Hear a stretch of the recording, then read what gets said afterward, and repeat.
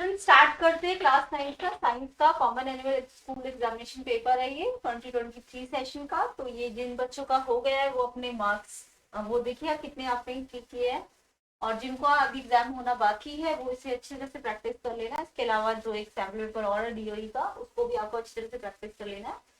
तो जिन बच्चों का एग्जाम हो चुका है वो प्लीज आंसर चेक कर लीजिए एंड कमेंट में बताना कितने किसके सही है। ठीक है, तो ये तो इसकी एक्स्ट्रा इन्फॉर्मेशन है। अब हम स्टार्ट करते हैं इसके क्वेश्चन सेक्शन ए से।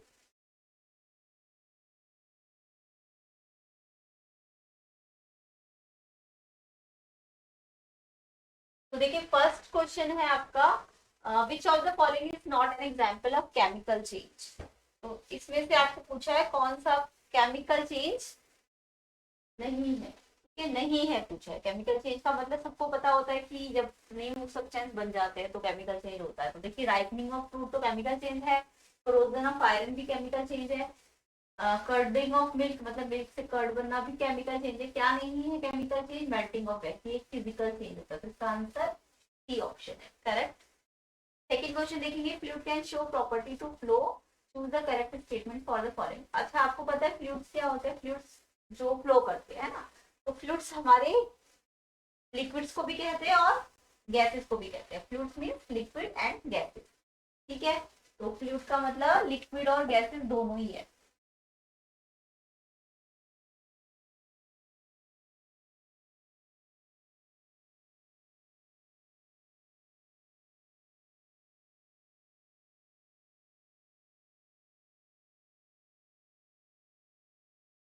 फ्लूइड मींस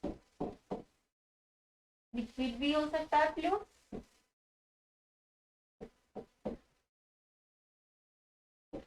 और गैसेस भी हो सकता है। तो फ्लूइड के अंदर दोनों ही आते हैं, लिक्विड भी और गैसेस। तो अब आपको बोला गैसेस एंड सॉलिड फ्लूइड है, ये तो फर्स्ट है। आपको तो करेक्ट स्टेटमेंट पूछिए ना, only gases behave as fluids, तो ये भी इनकरेक्ट है। गैसेस सिर्फ फ्लूइड नहीं होती, लिक्विड और गैसेस दोनों को फ्लूइड कहते हैं। Gases and liquid behave as fluid, yes true है। ओनली लिक्विड्स आर फ्लूइड, ये भी फॉल्स है ना। तो आपको करेक्ट पूछा है, तो यानी करेक्ट कौन सा आ रहा है? सी वाला है ना, तो सी ऑप्शन आपका करेक्ट होगा।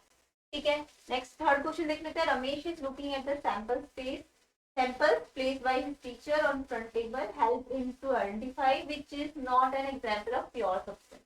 सबसे पहले तो प्योर सब्सटेंस किसे कहते हैं, और आपको पूछा कौन सा प्योर सब्सटेंस नहीं है। ठीक है, तो देखो प्योर सब्सटेंस फ्लूइड का मतलब तो आपको समझ ही आ गया वो। सेकंड क्वेश्चन, अब फर्स्ट क्वेश्चन क्या कह रहा है? Pure substance. प्योर सब्सटेंस का मतलब क्या होता है? प्योर सब्सटेंस उनको कहते हैं हम जिनके फिक्स्ड जितने भी एलिमेंट्स होंगे उनको हम प्योर। प्योर सब्सटेंस के अंदर क्या आते हैं? एलिमेंट्स आते हैं और कंपाउंड्स आते हैं, सबने पढ़ा होगा है ना, एलिमेंट्स और कंपाउंड्स। तो कंपाउंड और एलिमेंट में क्या होता है? इनका जो स्ट्रक्चर होता है वो फिक्स होता है। जैसे आपने कंपाउंड पढ़ा है NaCl, NaCl क्या होता है? इसमें Na और Cl फिक्स प्रोपोर्शन में होंगे, यानी कि आप कितना भी कर लोगे, यानी इसका एक फिक्स फॉर्मूला होगा। ठीक है, तो ऐसे ऐसे एलिमेंट या ऐसे कंपाउंड जिनका एक फिक्स्ड फॉर्मूला होगा उसी को हम प्योर सब्सटेंस कहेंगे। ठीक है, तो जो कैसे होंगे? फिक्स प्रोपोर्शन में होंगी, है ना, या जिसका एक फिक्स्ड फॉर्मूला होगा। फिक्स प्रोपोर्शन में हो जब कोई एलिमेंट मिक्स हो फिक्स प्रोपोर्शन में, तो उसको हम क्या कहते हैं? प्योर सब्सटेंस कहते हैं, या फिर प्योर सब्सटेंस की कैटेगरी में कंपाउंड कहते हैं। ठीक है, तो हमें ये पता है कि बेकिंग सोडा, देखिए फॉर्मूला होता है बेकिंग सोडा का। बेकिंग सोडा का फॉर्मूला क्या होता है? NaHCO3। ठीक है, ये हमारा क्या है? Baking soda. ठीक है, इसका एक फिक्स फॉर्मूला है ना, तो ये तो एक प्योर सब्सटेंस है, तो ये तो प्योर सब्सटेंस है। ठीक है, सोडियम क्लोराइड का भी फिक्स फॉर्मूला मैंने बताया NaCl, ये भी एक प्योर सब्सटेंस है। Mixture of iron and sulphur, देखो आयरन एंड सल्फर का मिक्सचर किया ना, अब ये तो किसी भी प्रोपोर्शन में हो सकता है, तो ये प्योर सब्सटेंस नहीं है। और ग्लूकोज का भी फॉर्मूला होता है C6H12O6। ओके, तो ये भी एक फिक्स फॉर्मूला है, तो ये भी एक प्योर सब्सटेंस है। जबकि हमसे पूछा है नहीं होना चाहिए प्योर सब्सटेंस, तो कौन सा वाला आ रहा है जो नहीं है प्योर सब्सटेंस? ये वाला। तो सी ऑप्शन इसका करेक्ट होगा। ठीक है, तो ये मैंने डिटेल में आपको समझा दिया। तो अगर आपका एग्जाम नहीं हुआ है तो आपको ये भी मीनिंग पता होना चाहिए प्योर सब्सटेंस क्या होते हैं, जिनके एलिमेंट और कंपाउंड जिनके क्या हो? फिक्स्ड फॉर्मूला हो या जो फिक्स प्रोपोर्शन में मिक्स होते हैं, जबकि यहाँ आयरन एंड सल्फर तो मिक्सचर बोल दिया ना, ये तो किसी भी प्रोपोर्शन में हो सकता है, तो ये हमारा प्योर फ्रैक्शन नहीं है। नेक्स्ट क्वेश्चन करते हैं। आइडेंटिफाई करना है chemical formula of aluminium chloride. तो देखिए एल्यूमिनियम क्लोराइड का फॉर्मूला क्या कैसे बनाएंगे आप। एल्यूमिनियम क्या होता है Al और क्लोरीन क्या होता है Cl। ओके, अब एल्यूमिनियम की वैलेंसी कितनी होती है 3 और क्लोरीन की वैलेंसी कितनी होती है 1। अब ये वैलेंसी या तो आप याद कर लेना, अदरवाइज आप क्या करेंगे इनके एटॉमिक नंबर याद करेंगे। एल्यूमिनियम का एटॉमिक नंबर 13, तो इसका कॉन्फिगरेशन क्या है 2s3, तो इसकी वैलेंसी कितनी है 3, यानी कि ये ऑक्टेट को कंप्लीट करने के लिए 3 का क्या करेगा लॉस करेगा। तो लॉस ऑफ इलेक्ट्रॉन कितना करा इसने 3 का, तो उसको वैलेंसी कहेंगे। ऐसे ही अगर क्लोरीन के केस में कहे तो उसका 17 नंबर होता है ना, 287 आएगा इसका कॉन्फिगरेशन।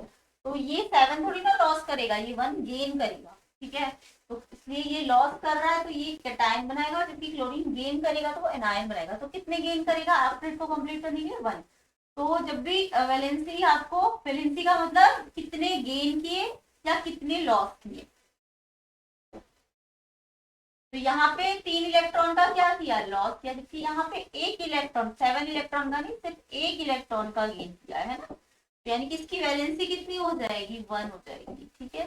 तो वैलेंसी अगर डिफाइन करने को आई तो क्या होती है वैलेंसी, वैलेंसी है number of electron, number of electron gain और loss, number of electron gain और लॉस, या तो गेन करेगा या लॉस करेगा, इसलिए to complete octet, to complete octet. तो मेटल्स जो होती है, जो मेटल्स होती है वो इलेक्ट्रॉन लॉस करती है, ठीक है।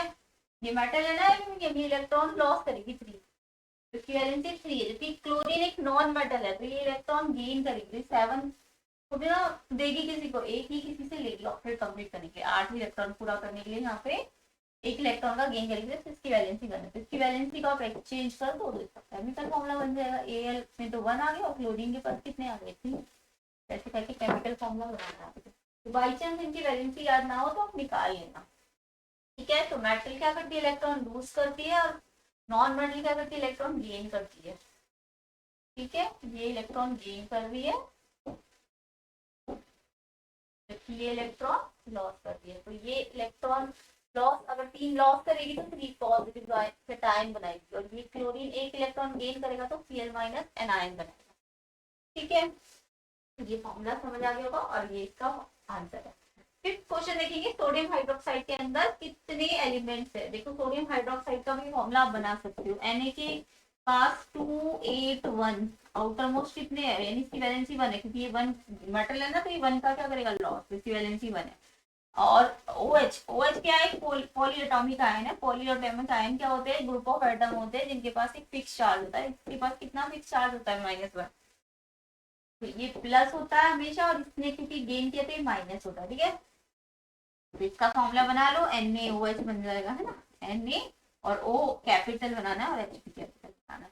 अब देखो ना मुझे कितने एलिमेंट्स है सोडियम हाइड्रोक्साइड के अंदर। ये सोडियम हाइड्रोक्साइड है, इसके अंदर एक Na का एलिमेंट है, N और A को अलग अलग काउंट मत करना, Na पूरा एक सोडियम को कहेंगे, ये O ऑक्सीजन और ये H हाइड्रोजन है। तो कितने है इसके अंदर कम एलिमेंट 3, का आंसर होगा A option.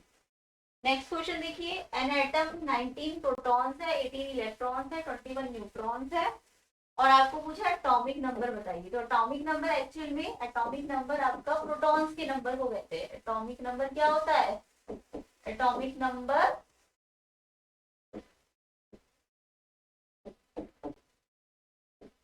Equals to number of proton. तो नंबर ऑफ प्रोटॉन को देखना है आपको एटॉमिक नंबर में। तो 19 प्रोटॉन है ना, तो इसका आंसर 19 होगा, बी ऑप्शन। सेवेंथ क्वेश्चन देखिए, करेक्ट डिस्ट्रीब्यूशन बनाना, करेक्ट डिस्ट्रीब्यूशन छाटना है KLMN शेल में। एटॉमिक नंबर कितना दिया 20। तो देखो K, L, M और N। K की मैक्सिमम लिमिट कितनी होती है 2, फर्स्ट शेल में 2 इलेक्ट्रॉन, देखा ये फॉर्मूला होता है ना 2n²। तो इस फॉर्मूले के अकॉर्डिंग n1 है तो 2 मैक्सिमम लिमिट जाएगी, फिर 8 होगी। बट कैल्शियम के केस में यहाँ भी 8 होगी, तो ये कितने खत्म हो गए 18, जो एक्स्ट्रा बचेंगे 18 हो गए, 2 8 10 और 8 18, तो ये 2 जो एक्स्ट्रा बचे वो लास्ट शेल में चले जाएंगे। समझ आ गया, तो ये इसका डी ऑप्शन करेक्ट होगा। आगे करते हैं, question number 8, a cell placed in a solution get shrink. अगर शेल है और वो किसी सॉल्यूशन में रखी और वो श्रिंक हो गई तो क्या हुआ होगा, श्रिंक क्यों हुई होगी? रीजन है इसके पीछे जो कंसेंट्रेशन वाटर मॉलिक्यूल्स का है सेल के अनसाइड वो हायर रहा होगा इसके सराउंडिंग सोल्यूशन, तो तब शेल क्या कर जाती है, श्रिंक कर जाती है। ओके, नेक्स्ट क्वेश्चन देखिए, कार्टिलेज फाउंड इन, कार्टिलेज कहाँ पे होती है, किडनी में तो होती नहीं है, हार्ट में भी नहीं होती है, लंग्स में भी नहीं होती है, कहाँ होती है, एक्सटर्नल ईयर, बी ऑप्शन। आगे देखिए, which of the following statement is true regarding displacement, true statement बतानी है। तो डिस्प्लेसमेंट सबको पता होगा, डिस्प्लेसमेंट जैसे कि ये आप यहाँ पे चले, उसके बाद इतना ईस्ट चले, इतना फिर नॉर्थ चले, तो डिस्प्लेसमेंट क्या होगा, ये और ये जो आपने एक्चुअल चला उसको नहीं करना होता, ये जो इनिशियल से फाइनल तक जो आपने पोजीशन ली है, यहाँ से स्टार्ट किया था ना, स्टार्टिंग पॉइंट ये था और फाइनल पॉइंट क्या था, ये था, पहले 3 यहाँ चले फिर 4 यहाँ चले, तो आप 3 + 4 मत लिखना हो तो 7 तो डिस्टेंस आ जाएगा। तो ये जो स्टार्टिंग पॉइंट और जहाँ आप एंड में पहुंचे उसका जो शॉर्टेस्ट डिस्टेंस है उसे डिस्प्लेसमेंट कहते हैं। तो डिस्प्लेसमेंट एक्चुअल में शॉर्टेस्ट डिस्टेंस है, डिस्प्लेसमेंट क्या है, शॉर्टेस्ट डिस्टेंस है। ठीक है, तो शॉर्टेस्ट डिस्टेंस इनिशियल से फाइनल पोजीशन के बीच का जो डिस्टेंस होता है वो शॉर्टेस्ट डिस्टेंस है। ओके, तो शॉर्टेस्ट डिस्टेंस को हमने क्या कहा, डिस्प्लेसमेंट, या बोल दो डिस्टेंस बिटवीन शॉर्टेस्ट या initial point two final point, distance between initial point two final point को हम डिस्प्लेसमेंट कहते हैं। तो डिस्प्लेसमेंट एक्चुअल में क्या होता है, इसके पास ना मैग्नीट्यूड तो है ही, यानी इसके पास वैल्यू तो है, जैसे अगर मैंने बोला 4 मीटर, तो मैंने 4 मीटर बोला तो वो डिस्टेंस है, बट अगर मैंने बोला 4 मीटर टुवर्ड ईस्ट, ईस्ट साथ में एरो डाल दिया, 4 मीटर टुवर्ड ईस्ट, तो फिर ईस्ट जब बोल दिया ना तो इसके पास डायरेक्शन भी है, तो जब जस्ट 4 मीटर बोलती तो वो डिस्टेंस होती, बट 4 मीटर ईस्ट बोला तो ईस्ट यानी 4 मीटर ईस्ट जाना है, तो ये एक डिस्प्लेसमेंट है। तो डिस्प्लेसमेंट का मतलब उसके पास मैग्नीट्यूड तो हो ही, साथ ही साथ डायरेक्शन भी हो। ठीक है, तो ये ट्रू स्टेटमेंट है। बाकी अगर यहाँ पे और ऑप्शन में ऑल कहीं पे होता तो आप बाकियों को भी देख लेना, बट यहाँ पे ऑल भी नहीं है, ऐसे ऑप्शन भी नहीं है 1 और 2 2 3 ट्रू में, है ना, तो आपको सीधा पहला ही अगर ट्रू आ गया तो आगे जाने की जरूरत नहीं है। हाँ, अगर और होता कहीं किसी ऑप्शन में तो फिर आगे वाले भी देखने पड़ते, तो हम चेक कर लेते हैं आगे वाले ठीक है कि नहीं। Magnitude of displacement is higher than distance, displacement का मैग्नीट्यूड डिस्टेंस के हायर होता नहीं, या तो इक्वल होगा या उससे कम होगा, ये तो फॉल्स है। ठीक है, displacement has magnitude but direction नहीं होती, नो, अभी तो हमने पढ़ा है मैग्नीट्यूड और डायरेक्शन दोनों होती है, तो ये भी फॉल्स है। Displacement can not be zero, no, displacement अगर एक क्लोज पाथ है, मान लो एक स्क्वायर है, इस टाइम में हमने यहाँ से स्टार्टिंग की थी, अगर यहाँ से स्टार्टिंग की थी और आप यहीं पे वापस आ जाओगे तो क्लोज पाथ में डिस्प्लेसमेंट देखो, इनिशियल भी है ये, फाइनल भी है ये, तो क्लोज पाथ में डिस्प्लेसमेंट कितना होता है, 0। ऐसा एक क्वेश्चन भी आता है, एक सर्कुलर पाथ है उसमें आपने 10 टर्न, मतलब एक सर्कुलर पाथ में आपने 5 टर्न किए, तो जब आप 5 टर्न करोगे तो स्टार्टिंग में यहाँ से चले, यहाँ पे एक टर्न खत्म होगा तो यहीं पे आ गए, यानी एक कंप्लीट टर्न में आपका डिस्प्लेसमेंट यहीं पे वापस आ गए ना, तो 0 हो जाएगा। फिर ऐसे आप सेकंड टर्न करोगे, थर्ड टर्न करोगे, तो जितने भी टर्न करोगे, मान लो आपने 5 टर्न किए क्लोज पाथ की, तो क्लोज पाथ में डिस्प्लेसमेंट कितना हो जाता है, 0 हो जाता है। ठीक है, अगर हमने कंप्लीट टर्न किए, अगर 5.5 कर दिए तो देखो 5 तक तो 0 0 0 होगा हर बार, बट हाफ टर्न का मतलब, हाफ टर्न का मतलब आप यहाँ से यहाँ आ गए, मान लो यहाँ आ गए ना, तो यहाँ से यहाँ में अब कौन सा इनिशियल से फाइनल, ये डायमीटर के इक्वल, तो अगर आपने 5 टर्न किए होते तो 0 डिस्प्लेसमेंट होता है, बट अगर 5.5 टर्न कर दिए होते, 5.5 टर्न का मतलब इनिशियल 5 टर्न में तो 0 डिस्प्लेसमेंट हो जाता, first turn, second turn, third turn, fourth turn, जितने भी कंप्लीट टर्न होंगे 0, बट जो एक्स्ट्रा हाफ टर्न आपने किया तो देखा आपने ये हाफ टर्न में आपने ये वाला जो शॉर्टेस्ट डिस्टेंस है ये वाला इसको कवर किया है, तो यानी कि डायामीटर ले लेंगे फिर आप।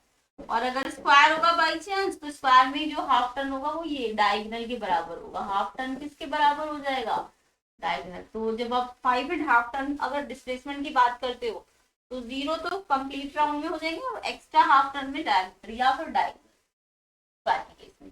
ओके, तो डिस्प्लेसमेंट हमारा मैग्नीट्यूड और डायरेक्शन दोनों लेता है, डिस्प्लेसमेंट 0 हो सकता है, क्लोज पाथ में अगर है हम तो डिस्प्लेसमेंट 0 हो सकता है, तो ये फॉल्स है।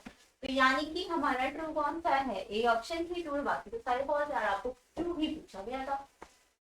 अगला क्वेश्चन देखेंगे, the forces applied to two bodies of mass 80 KG 20 KG, और इनके ये तो आपको मास दे दिए है ना m1 और m2, और आपको ये क्या दिए हुए हैं, ये फोर्स दिए हुए न्यूटन में ना, तो ये क्या होते हैं, ये फोर्स होते हैं न्यूटन में। ये क्या होते हैं, ये फोर्सेस है, ये F1 है और ये सेकंड फोर्स है F2 है। तो दो बॉडीज है ना, तो दो फोर्सेस दिए उनके और दो मासेस दिए है, और बोला है कि इनके एक्सीलरेशन का रेशियो निकालेंगे। तो एक्सीलरेशन का रेशियो निकालेंगे, पहले एक्सीलरेशन निकालो दोनों के और फिर एक्सीलरेशन का रेशियो निकालेंगे। तो देखिए कैसे करना है इस क्वेश्चन को।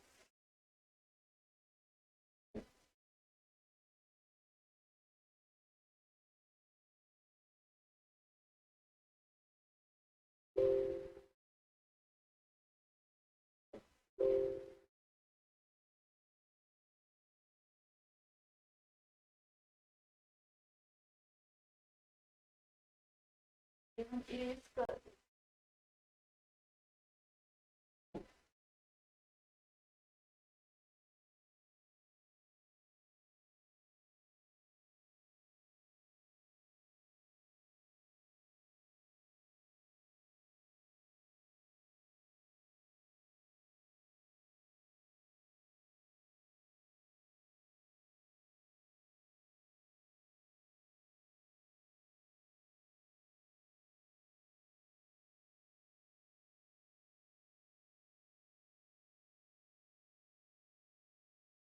तो देखिए इस क्वेश्चन का आंसर कैसे करना है।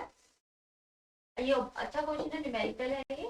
The forces applied to bodies masses, mass 1 दिया हुआ है आपको,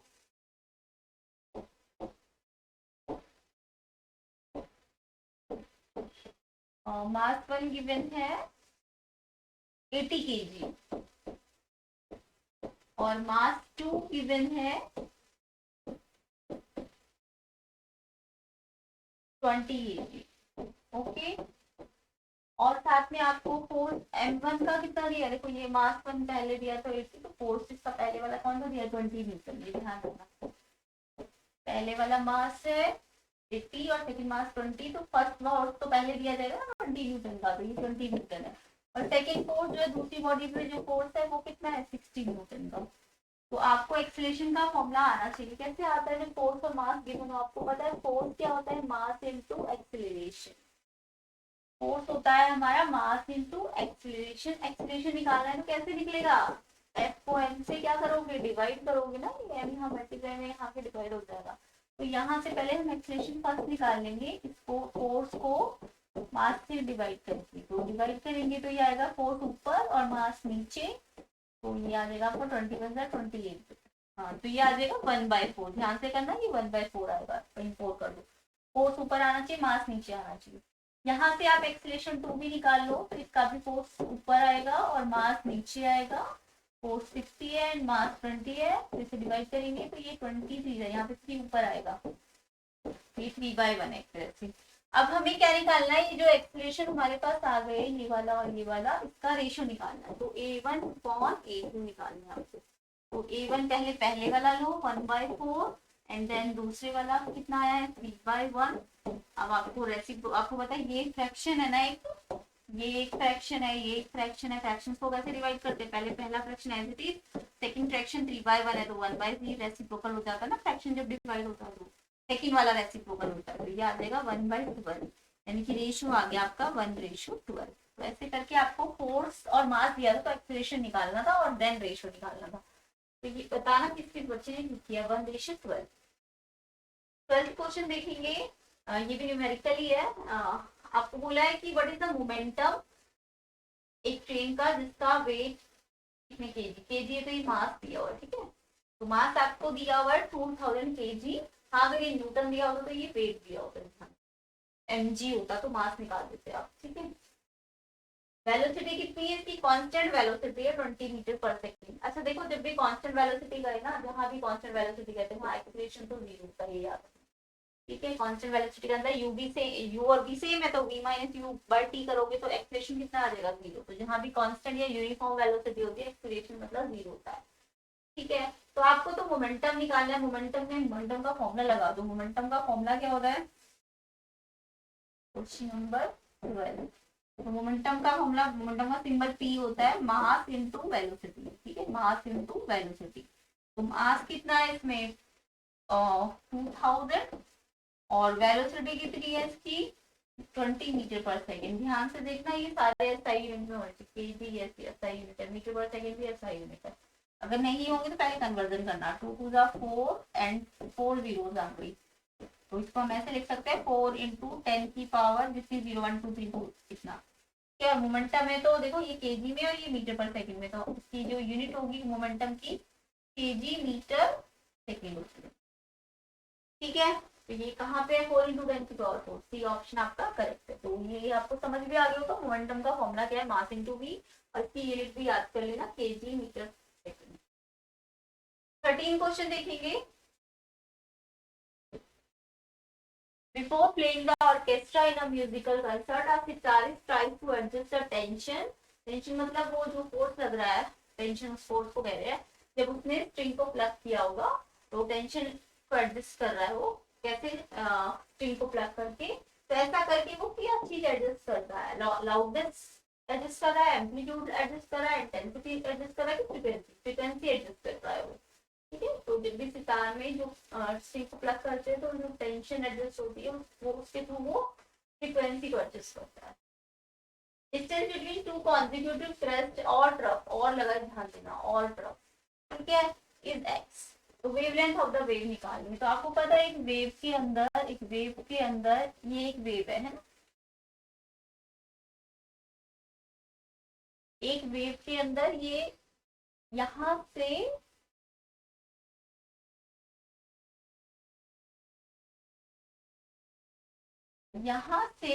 यहाँ तक का जो डिस्टेंस होता है, देखो जब तक रिपीटेशन ना हो, यहाँ तक रिपीटेशन नहीं है ना, हर बार अलग आ रहा है, फिर ऐसे सेकेंड वेव बनेगी ये। ठीक है, तो ये जो डिस्टेंस आएगा यहाँ से लेके यहाँ तक का, ये जो डिस्टेंस आ रहा है यहाँ से यहाँ तक का, इसको हम क्या कहते हैं, डिस्टेंस को, एक वेव जो डिस्टेंस कवर करती है उसको हम कहते हैं वेवलेंथ। ये लैम्डा मतलब वेवलेंथ होती है। तो यहाँ से यहाँ तक भी वेवलेंथ हो सकती है। हाँ मेरी पॉइंट है कुछ A B C D E है एफ, तो ए से डी तक वेवलेंथ हो सकती है, यानी distance covered by one wave. तो या फिर मैं कहूँ कि यहां से हमने शुरू किया, कहां से,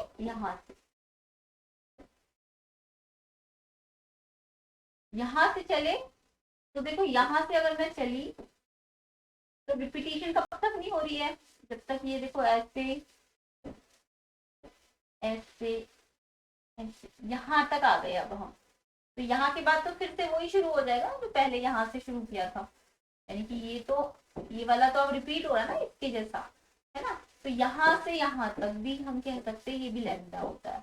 ऐसे यहाँ से यहाँ तक भी हम क्या कह सकते हैं, लैम्डा होता है।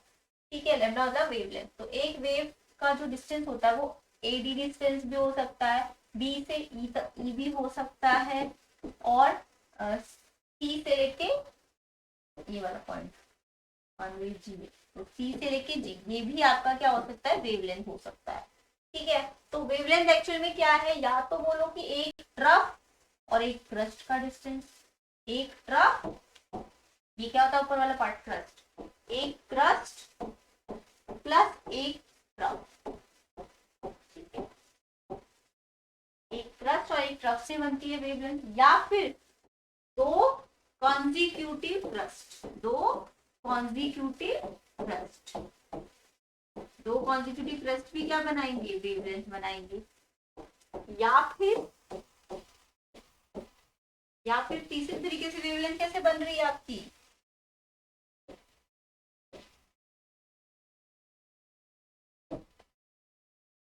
दो कॉन्जिक्यूटिव ट्रफ।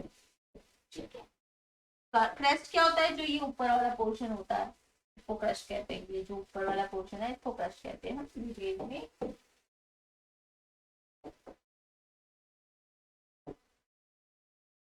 ऊपर वाले पोर्शन को क्रस्ट कहते हैं और जो नीचे वाला बनता है ये इसको ट्रफ कहते हैं। तो या तो वेवलेंथ तीन तरीके होंगे वेवलेंथ के, ठीक है, या तो एक क्रस्ट और एक ट्रफ मिला के वेव बनेगी, यहाँ एंड लगेगा प्लस चल लगता है तो एंड, एक क्रस्ट और एक ट्रफ, या दो कॉन्जिक्यूटिव क्रस्ट, कॉन्जिक्यूटिव मतलब एक के बाद दूसरी आए, ठीक है,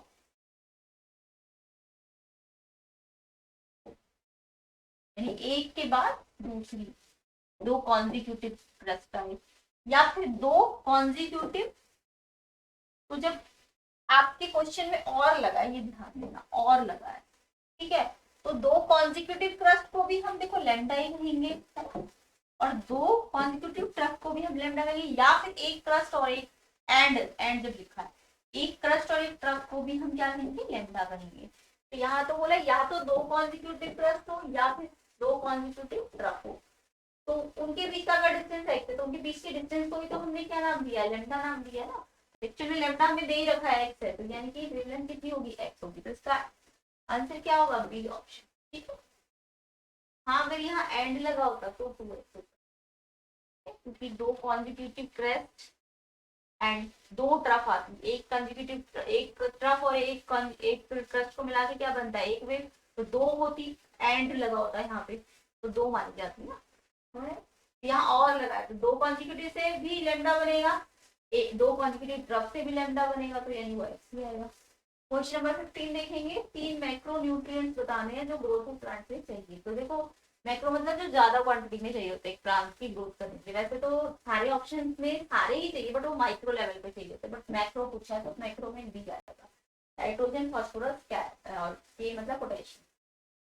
कौन सा क्रॉपिंग पैटर्न है जो जिसमें आप 2 और मोर क्रॉप सेम लैंड में उगाते हैं, तो ये है मिक्स क्रॉप। आगे क्वेश्चन करते हैं, एजर्शन रीजन है balance diet given to animals, जो मिल्क देते हैं जो एनिमल्स उनको बैलेंस डाइट देते हैं, यस ट्रू है ये, balance diet increase the milk production, yes balance diet देने से मिल्क प्रोडक्शन बढ़ जाता है उनका, ये भी ट्रू है।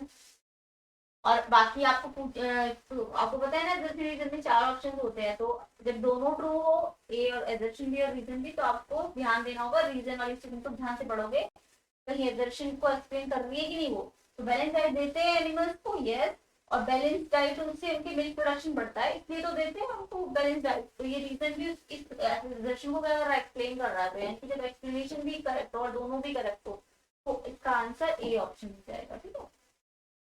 नेक्स्ट है an object float if it displaces liquid whose weight is more than the actual weight of the object, यानी ऑब्जेक्ट तभी फ्लोट करेगा जब वो जितना डिस्प्लेस करेगा लिक्विड और उसका वेट ज्यादा आना चाहिए किससे, एक्चुअल वेट ऑफ ऑब्जेक्ट से, यस जब वेट ज्यादा आएगा तब तो वो फ्लोट करेगा, तो ये ट्रू है। The body will experience no net downward force during floating, जब फ्लोट करती है बॉडी तो कोई भी डाउनवर्ड फोर्स नहीं लगना, देखो डाउनवर्ड फोर्स अगर लगेगा तो बॉडी सिंक कर जाएगी ना, तो यहाँ नो नेट डाउनवर्ड फोर्स, यानी कि जब डाउनवर्ड फोर्स नहीं लगेगा तभी फ्लोट करेगी, यस ये भी ट्रू है, ये भी ट्रू है आपका, है ना, तो ये भी ट्रू है और ये भी ट्रू है, तो जब दोनों ट्रू हो तो आप इसको देखो, रीजन को पढ़ो, क्या ये इसको एक्सप्लेन कर रहा है दर्शन को, तो यस ये दर्शन को एक्सप्लेन कर रहा है कि अगर डाउन फोर्स नहीं लगता तभी तो जो डिस्प्लेस्ड लिक्विड का वेट होगा वो क्या होगा, एक्चुअल वेट से, तो यानी कि ये जो रीजन है ये एजर्शन को क्या कर रहा है, एक्सप्लेन कर रहा है, तो यानी कि ये भी क्या होगा, इसका आंसर भी ए ऑप्शन होगा। आगे चलते हैं, क्वेश्चन नंबर 19 है, the inner lining यहाँ पे लाइनिंग कर देना, inner lining of intestine has tall epithelial cells, yes true है ये, और columnar epithelium facilitate करते हैं absorption and secretion, ये भी true है, और ये इस चीज को एक्सप्लेन भी कर रहा है, ये absorption and secretion की फैसिलिटी देती है, तो ये कैसी होनी चाहिए, टॉल होनी चाहिए, है ना, तो ये यानी कि ए ऑप्शन है इसका, एजर्शन भी ठीक है, रीजन भी ठीक है और रीजन का एक्सप्लेनेशन भी करेक्ट है। सेल वॉल एक नॉन लिविंग पार्ट है, यस ठीक है, ये सेल का नॉन लिविंग पार्ट हो गया, क्या ये ऑफर नहीं करती है protection, definite shape and support to the cell, देखो सेल वॉल तो करती है ना प्रोटेक्शन, ये तो इसका मेन फंक्शन है कि प्रोटेक्शन करती है, शेप देती है, सपोर्ट करती है, तो इन्होंने कहा नहीं देती है तो ये तो फॉल्स हो गया ना, जब रीजन फॉल्स हो तो आंसर किसमें मिलेगा, सी ऑप्शन में मिलता है ना, रीजन अगर फॉल्स हो तो, हाँ सी ऑप्शन में, सी ऑप्शन इसका करेक्ट होगा, आंसर होगा C option. Sohan was suffering from high fever. Doctor ने एडवाइस किया मदर को कि वो वेट क्लॉथ की स्टिक्स लगाए उनके फोरहेड में. रीजन बताओ क्यों कहा होगा. तो ये हमें पता है जब फीवर होता है ड्यू टू फीवर क्या होगा, ये स्टेटमेंट आप लिख लेना. ड्यू टू फीवर तो टेम्परेचर बढ़ जाएगा है ना. टेम्परेचर बढ़ेगा तो अगर आप उसमें क्या करोगे, वेट क्लॉथ लाओगे, वेट क्लॉथ जिसमें पानी भी होगा यानी ठंडा होगा अगर वो क्लॉथ, तो वेट क्लॉथ क्या करेगा, वो एवोपरेशन रेट को बढ़ा देगा ड्यू टू हीट. ये टेम्परेचर मिल रहा है ना तो एवोपरेशन क्या हो जाएगा, बढ़ जाएगा. और अगर एवोपरेशन इंक्रीज हो गया तो यानी कि क्या होगा, एवोपरेशन बढ़ने से क्या होता है, कूलिंग इफेक्ट आता है ना, तो बॉडी क्या हो जाएगी, कूल हो जाएगी. ये आप इसको स्टेटमेंट वाइज लिखेना. As fever, in fever temperature increases, wet cloth, if wet cloth applied evaporation increase due to heat of body and evaporation बढ़ेगा तो it result cooling effect, it result as cooling effect, so body cools. ठीक है, तो ये अपने आप language में लिख लेना. नेक्स्ट क्वेश्चन भी ऐसा ही है. हॉट समर डे में रवि रमेश ने कॉटन लाइनिंग के कपड़े पहनते हैं, वो सभी पहनते हैं ना. तो क्यों कंफर्टेबल है कॉटन क्लॉथ, तो कॉटन क्लॉथ आपको पता है कॉटन क्लॉथ क्या करते हैं, ये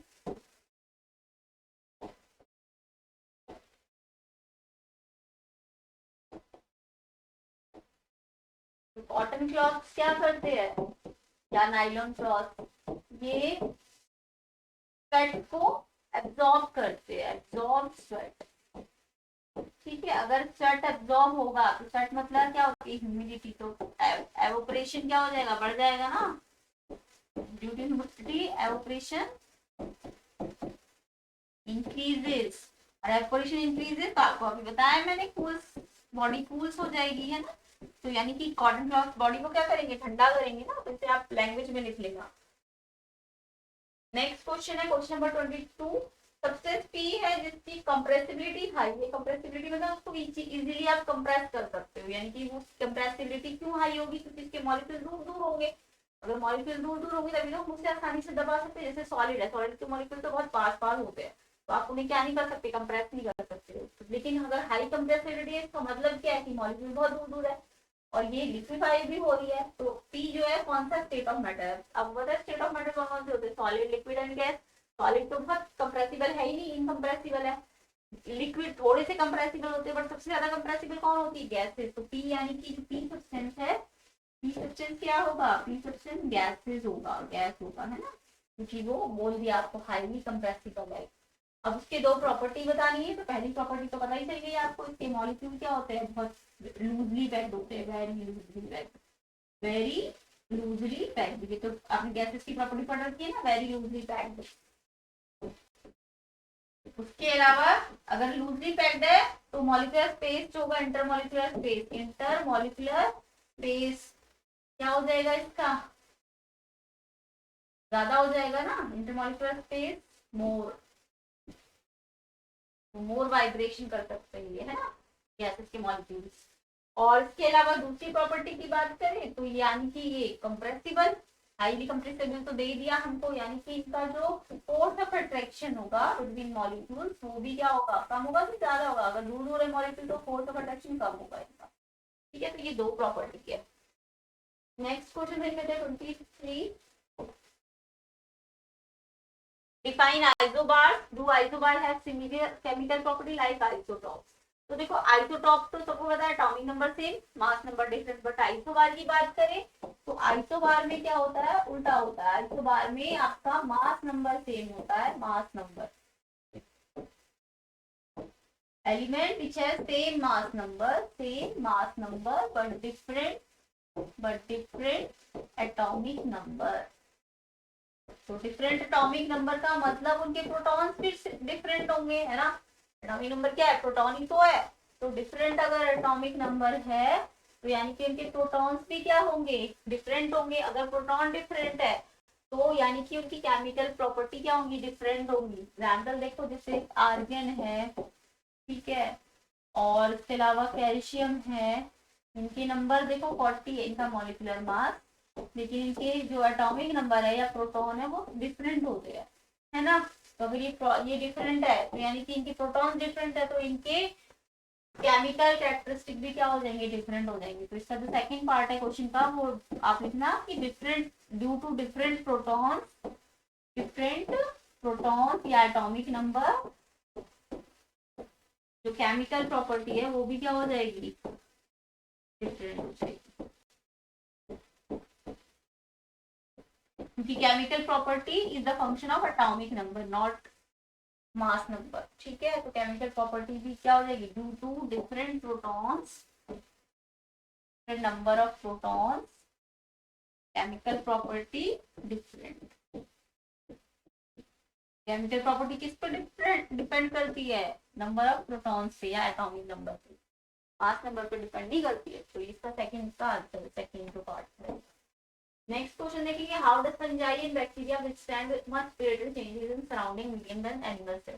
तो देखो जो हमारे फंजाई बैक्टीरिया होते हैं वो बहुत ज्यादा ना चेंजेस को भी सामना कर लेते हैं, उनको वो फेस कर लेते हैं। ऐसा क्यों है, तो फंजाई और जो हमारे बैक्टीरिया होते हैं उनके पास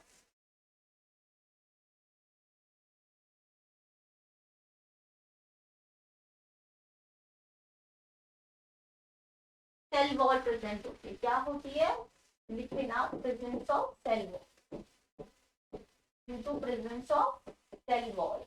सेल वॉल क्या करती है, उन्हें रिजिडिटी देती है, इट गिव्स रिजिडिटी या प्रोवाइड रिजिडिटी। तो अगर रिजिड है वो ये, तो यानी ये क्या करती है, इनमें चेंजेस असर नहीं करेंगे, है ना। तो due to presence of cell wall it gives rigidity to that. Okay, next question देखेंगे 25। 25 में आपको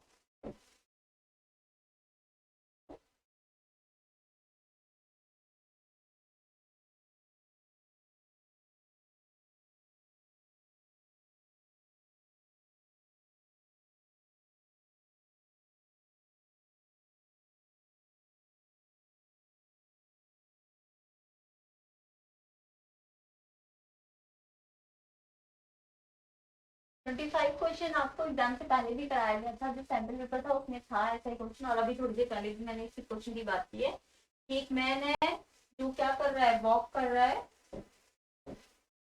on 200 meter circular track. Circular track की लॉन्ग, यानी कि इसकी सर्कुलर ट्रैक है ये, उसकी लॉन्ग का मतलब उसकी सरकमफ्रेंस बोल दी ना उन्होंने, इतना लंबा है ये, इतना लंबा मतलब की बाउंड्री के बारे में बात हो रही है। तो यानी कि इसकी सरकमफ्रेंस आपको कितनी दी हुई है, 200 मीटर या फिर पेरीमीटर बोल दो, सरकमफ्रेंस को ही तो हम पेरीमीटर कहते हैं ना।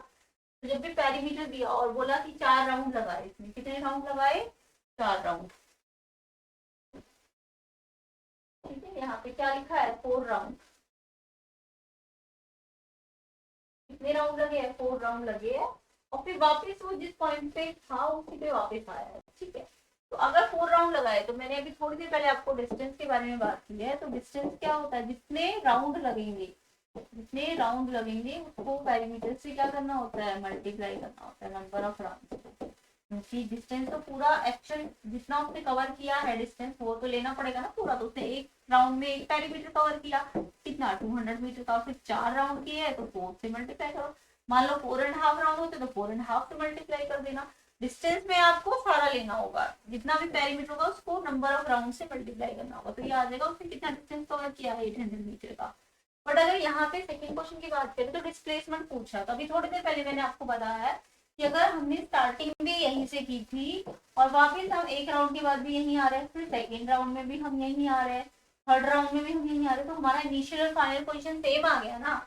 जब इनिशियल और फाइनल पोजीशन सेम है, उनके बीच में कुछ डिस्टेंस ही नहीं है, तो डिस्प्लेसमेंट कितना हो जाएगा, अगर टोटल कंप्लीट राउंड, तो 4 राउंड कंप्लीट राउंड किए ना, तो डिस्प्लेसमेंट 0। हाँ अगर 4.5 राउंड बोल देते तो हाफ राउंड में, 4 राउंड में तो 0 आता है, बट हाफ राउंड में डायमीटर देखो आ जाता है डिस्टेंस।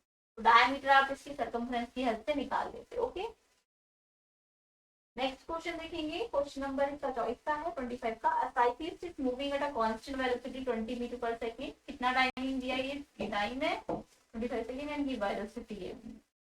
तो आपको क्या निकालना है, एक एक्सीलरेशन निकालना है और एक डिस्टेंस निकालना है। एक्सीलरेशन तो आपको मैंने भी थोड़ी देर पहले बताया कि जब भी आपको कांस्टेंट वेलोसिटी बोल रहे हैं, जितनी पहले 20 है बाद में भी 20 है, हर बार 20 है, तो एक्सीलरेशन में तो चेंज इन वेलोसिटी होता है। तो अगर वेलोसिटी कांस्टेंट है तो एक्सीलरेशन कितना होगा, 0 होगा। ये तो अंडरस्टूड है। 20 का देखो distance covered by human 15 second, तो 15 सेकंड में से कितनी डिस्टेंस कवर की होगी। तो क्वेश्चन नंबर 25 का डिस्टेंस वाला पार्ट देखते हैं। तो हमारे पास मोशन की इक्वेशंस होती है डिस्टेंस दिखाने के लिए। डिस्टेंस होता है हमारा ut plus half at square. वैसे तो हमारे पास बहुत सारी इक्वेशन है, बट इस वाली इक्वेशन से टाइम दिया है ना हमको, तो टाइम वाली इक्वेशन ले लेंगे। तो u इनिशियल, देखो कौन सा डाला था, तो इनिशियल भी है, फाइनल भी है। तो 20 है u आपका, टाइमिंग आपका 25 सेकंड है। ध्यान रखना एसआई यूनिट में देना चाहिए, या एसआई यूनिट दिए ना दोनों की, दोनों सेकंड है और मीटर पर सेकंड है। तो ये डिस्टेंस आ जाएगा आपका 500, और ये डिस्टेंस है तो कितना आएगा मीटर में। इसका आंसर होगा सेकंड का 500 मीटर। नेक्स्ट क्वेश्चन देखेंगे, क्वेश्चन नंबर 26। उसके बाद हम सेकंड पार्ट में करेंगे बाकी के क्वेश्चन। तो अ वाटर लिफ्टर लगेज 20 kg, यानी ये मास गिवन है आपको, और उसने इसको अपने ग्राउंड से उठाया और अपने हैंड में रखा, और कितना ऊंचा उठाया 1.7 मीटर। तो 1.7 मीटर अबव द ग्राउंड बोला, तो ये हाइट दी दिया आपको। ये क्या दिया है, हाइट। एम दिया है, एच दिया है और जी भी दिया है। तो यानी कि वर्क डन निकालना है। तो वर्क डन का फॉर्मूला तो सबको पता होगा,